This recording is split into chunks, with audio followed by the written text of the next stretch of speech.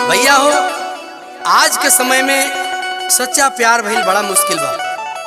एगो प्यार के ऐसने घटना बा भैया, लड़की धोखा दिले बिया, लड़का रो रो के कहता। आ कैसे कहता सुनिए भैया। नजर में शौखियां और बचपना शरारत में निगाहें देख के हम लूट गए मोहब्बत में। जिसे जो काट ले पानी वो पी नहीं सकता, जिसे जो काट ले पानी वो पी नहीं सकता।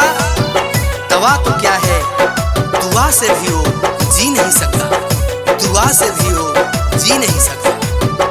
यार प्यार से भरोसा आज उठ गइल रे, जान दिल बिया धोखा दिल टूट गइल रे।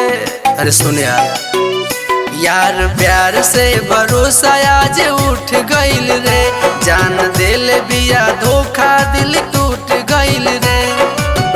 कॉल के भेंट यार जेंट कइली, फोन के भेंट यार जेंट कइली। फाइल से फोटो फोन में से फोटो डिलीट कइली पगली, फाइल से फोटो डिलीट कइली जानू, डीपी से फोटो डिलीट कइली। हमें सताने की जरूरत क्या थी, दिल मेरा जलाने की जरूरत क्या थी। इश्क नहीं था मुझसे तो कह दिया होता, मजाक बनाने की जरूरत क्या थी। म्यूजिक बाय प्रद्युमन तहलका।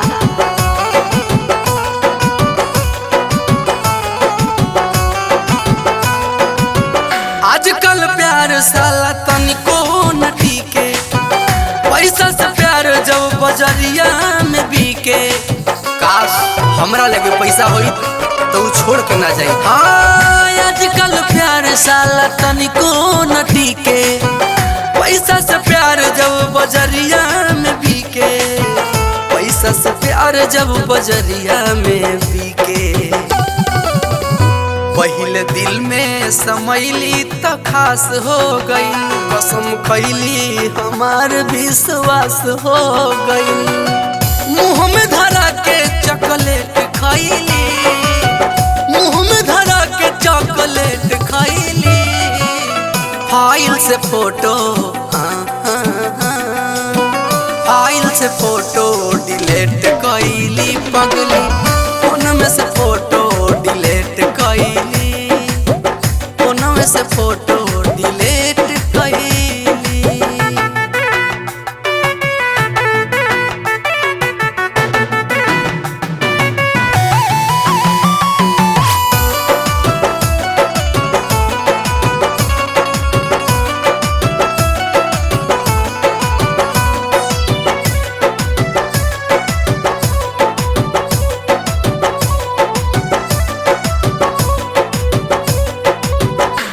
जब सोचिला हम उनका बारे में, रोवेला दिल दर्द हो जाला कपारे में। इस साला प्यार हमार जान लिए के रही।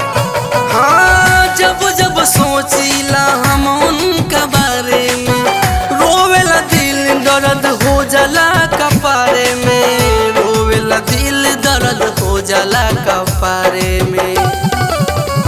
पहले जनली न मन रखनी रानी हऊ, तुही कुंदन मुकेश के कहानी हऊ। छोड़ सूरजमल के दोसर से सेट भइली, दूसरा से जाके भर पेट खइली।